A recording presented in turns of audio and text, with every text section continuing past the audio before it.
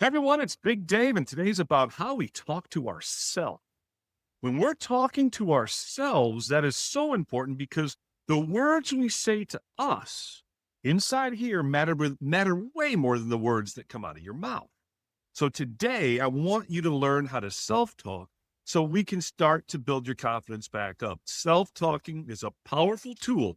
I said that right. It's a tool. It's a tool you can use in order to improve yourself as to how you think and have a happier, better, more confident life. And the tool itself is just making sure you be nice to yourself. It shouldn't be overwhelmingly hard, should it? But this is the tool that I want you guys all to learn. Self-talk. If you sit there and say, I believe in myself, but inside your own head, you're going, I think I suck. That is a problem because the self-talk holds the power. The thoughts hold so much more power than the words. They all come together, but your thoughts are so important to make sure you're understanding how you're being mean or how you're being nice to yourself. Now, imagine this. You are trying to achieve a goal, and within your goal, you fail. Something goes wrong.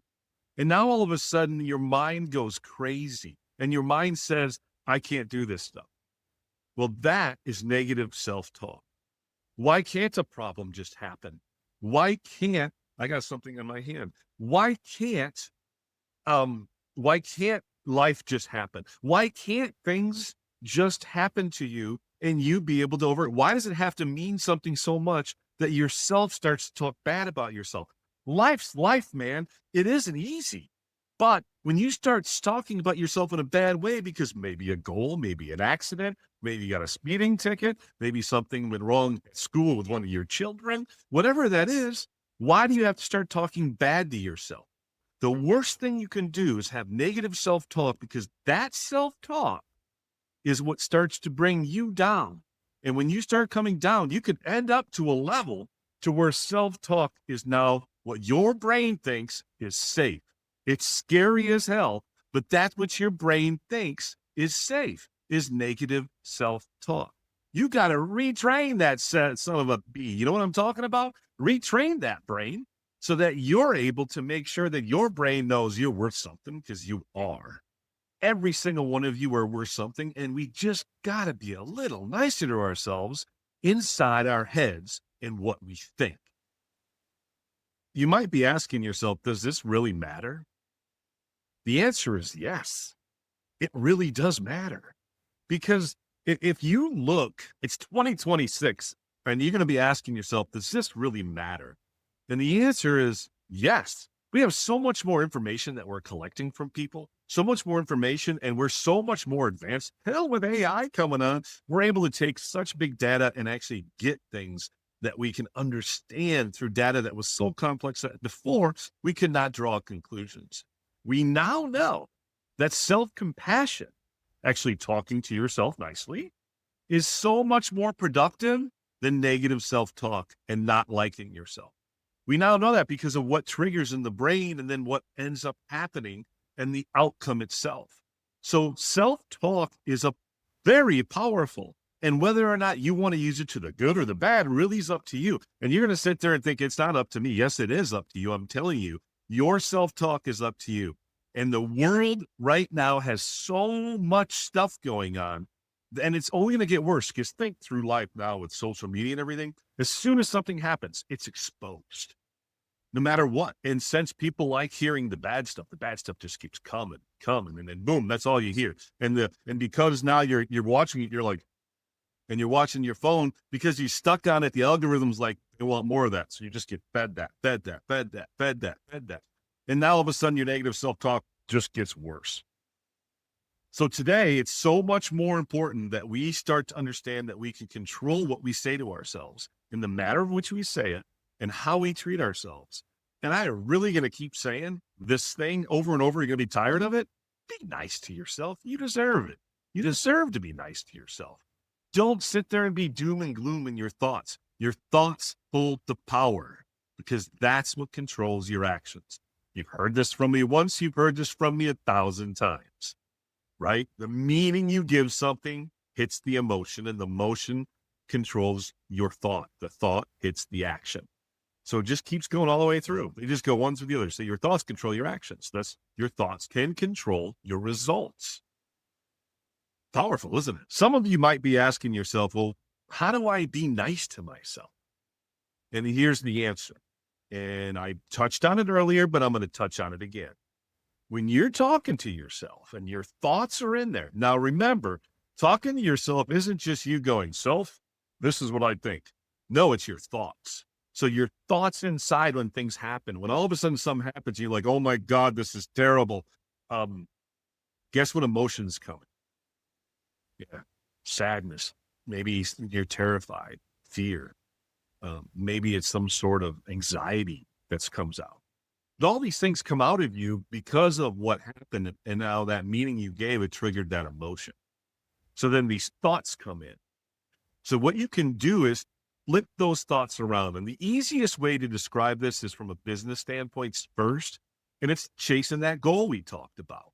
If you're chasing a goal, and then all of a sudden that goal, something falls apart and you're like, oh my God, I suck. I'm going to get fired. Where instead you can say, all right, that didn't work. So you flip it. And in your mind, you say, all right, that didn't work. I'm one step closer to figuring this out and I'm going to figure it out. Now pay attention. I said, I'm one step closer because you eliminated one thing that didn't work. And the second thing you said is, I am going to figure it out. Two power statements that now your thought now is retraining yourself into that. Because if you start dwelling, because self-doubt's going to happen. So I should go and finish this thought. Self-doubt's going to happen. It's just we're human. But when they happen, flip it. Flip it into a positive I am statement, like meaning that I am going to be able to figure this out. Or in life, when things happen, it does give you a chance to make you stronger. Even in catastrophic events, it does. Sucks, hurts, there's pain, but it does allow you opportunity to get stronger. So when you're moving on and you're doing things and you're moving on within your head, don't let that just continue to win. Don't let what I call your childhood programming, because you haven't worked on your inner thoughts, just take over. Instead, you flip that script on your thoughts and change it into I can't or I suck to I can and I am good enough. Because every one of you are. Every one of you. Let's go into a little bit more of why being nice to yourself within your own thoughts holds so much influence over you and how much power it has. Why is this true? The truth of it is it holds all the power because as you're going forward in life, then your thoughts control everything. And I know you're going to go, that's no way true. I know you're going to say, I don't believe you. I'm in control.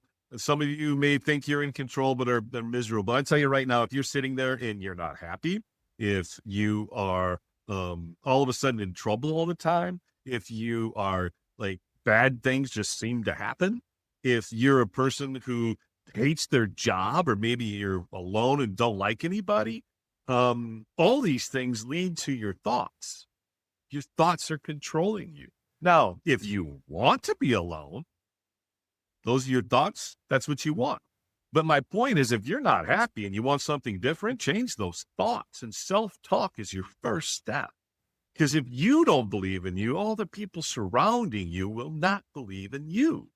The powerhouse here is that understanding that your thoughts control your actions, right?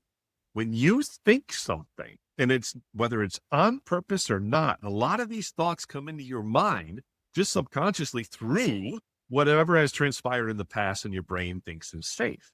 As we touched on earlier, it's wild, but your brain can think negativity is safest for you because that's what you've done your whole life. And if you need to change, you got to get out of that mess, and you can. You know why you can? Because you are able to change your thoughts because you control your thoughts. I know it sounds like madness, but it's real. It is a real thing. How do I know this? I've been through a lot on this stuff. I have learned and had my pride taken down so many times, and learned that emotions were controlling me. Learned that even when I thought I was in control of my emotions, they weren't. learned that little things would trigger me and all of a sudden I go off and not really think through things. It would just be an emotional response. Then afterwards I'd be like, why the hell did I respond that way? And the answer was let myself, again, no one triggered me. I let myself get triggered. Understand that. I let myself get triggered. And then that went into some negative self-thought. I started thinking, oh my God, this person is either picking on me, or this person is like disrespecting me, or this person is just a jackass, whatever that may have been, that triggered me into taking an action that maybe I really didn't want to take. And yes, I did it anyway. I'm accountable for that. 100% agree with that. But the secret there is why I share that is you're in control of that. I still in control of me. That is, am I sitting here telling you I'm not triggered by anything? Hell no, I still let myself get triggered, but I try not to. I'm much better. I've improved over and over again. But I'm human just like you. We all work on this. This is something we work on together. This is something we do together. This isn't something that just all of a sudden happens. It's a conscious effort in order to do it. So let's not lose the sight of this takes focus, energy, and effort, which you got to be willing to give it to be able to be nice to yourself. Oh my God, that sounds so weird to say that I have to say all this just so we can be nice to ourselves, but it's true. And you may not even mean to be mean to yourself. That's a lot of the means right there, but you get what I'm saying. You may not have any intention to be mean to yourself, but that's just what your mind's doing to you. And you got to stop that crap and reverse it and start to give yourself the I am statements, or I can, not I can't, or I suck. Another example is me and my relationship with food. I've been very open about this. I have, for the better part of 50 years, let food win. Now, I've gone through periods of time where I've lost weight and done all that, but my compulsion and my addiction for food, and I love beer, but that was easy to give up. The food has not been. So my addiction to food, my mind would tell me things like, life's not worth living without being able to eat. What the hell type of statement is that? But I would think it. And a lot of times when you're just in there and your food is just like, I was diabetic. I'm no longer diabetic because of my changes. I've reversed diabetes, all of those wonderful things. But I let my mind say that, oh, the happiest I would feel, which was true, is when I would eat. And all those things were feel. So I would want to eat, and then I would love eating, and I still do. I have not lost this compulsion. I mean, don't even think I know I have it, because as soon as I let myself have an inch, I try to take a mile, and I got to train and get my brain to go, this isn't what you're going to do anymore. I'm on a journey of losing 145 pounds, and I've lost 105 so far. And, I mean, I'm a large person, and I weighed more than an offensive lineman in football. So that probably shouldn't be that way. So I knew I had to change. I worked through my mind, and after 50 years of programming, it's very difficult to change your thoughts in your head. As crazy as some of them may have been, like the examples I gave you, it's crazy that you can actually change that. So if I can change my thought process by using tools, I know I can revert. 100% know that. Then you can be nice to yourself and learn how to change, no matter whether you're 20, 30, 40, 50, 60, 70. You can learn to be nice to yourself and retrain the programming that's been in there and get rid of that negative self-talk. Because you deserve to be happy. Because there's only one you in life, and I will never say that enough. All of us are unique individuals. All of us, I believe, are wonderful. The exceptions, unfortunately, out there seem to rule the media and the news. Those exceptions, of course, exist, but I think the majority of every single person really has a good heart and wants to help others and wants to be a productive part of society in some way. And I really believe that, and they want to have a purpose, and they want to be able to make a difference.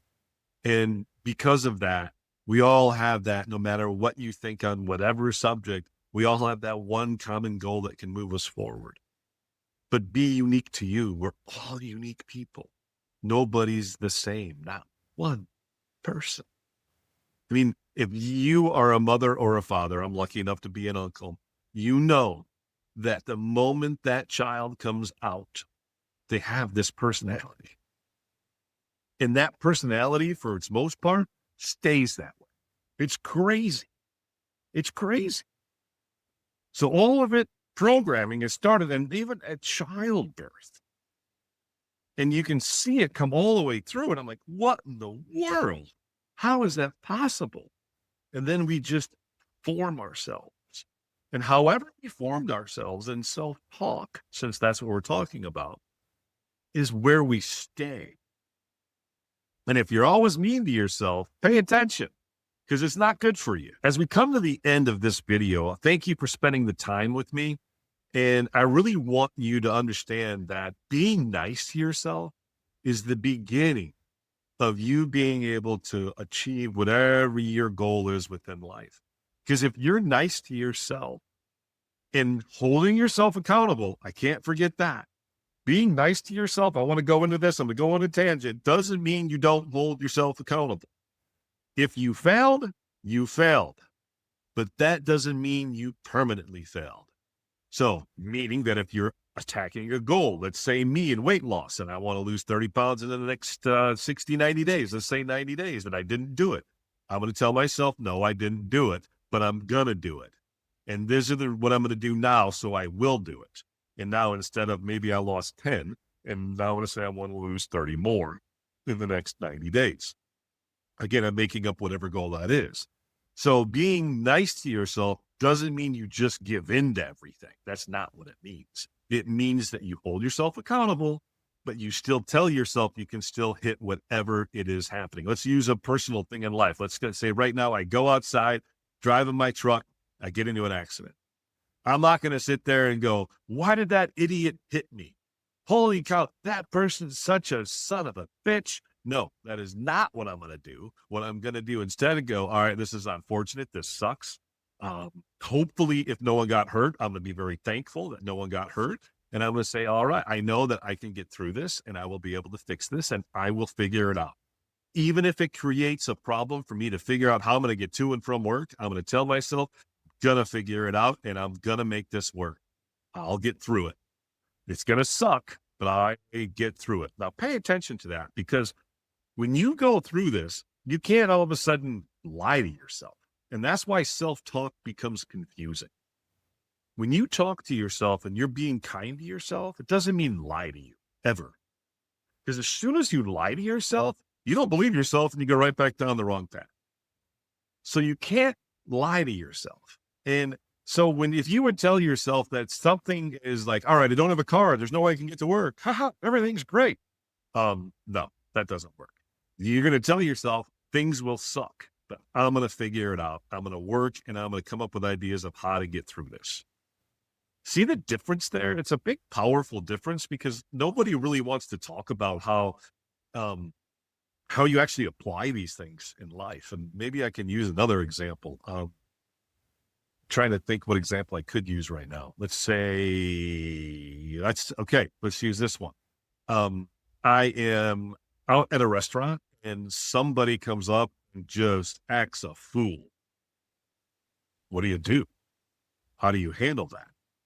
Someone comes up and acts a fool. There's a couple ways you could go. One is you can let it just ruin your evening. And then now all you have to do is negative and go, I can't believe that's what these people would do to me. Oh my God, what is this? And then you're moping the whole time with whoever you were with. Ugh. And you can't let it go, right? And it just dwells and dwells and dwells. Or you could figure out how to get rid of the idiot and just get him away and laugh it off and say, man, that was a weird experience. Going to make for a good story, isn't it? And then you just go on and enjoy your evening. Why would you let someone else's idiocy completely control how you are going to be the rest of the day? Why would you give them that amount of power over you?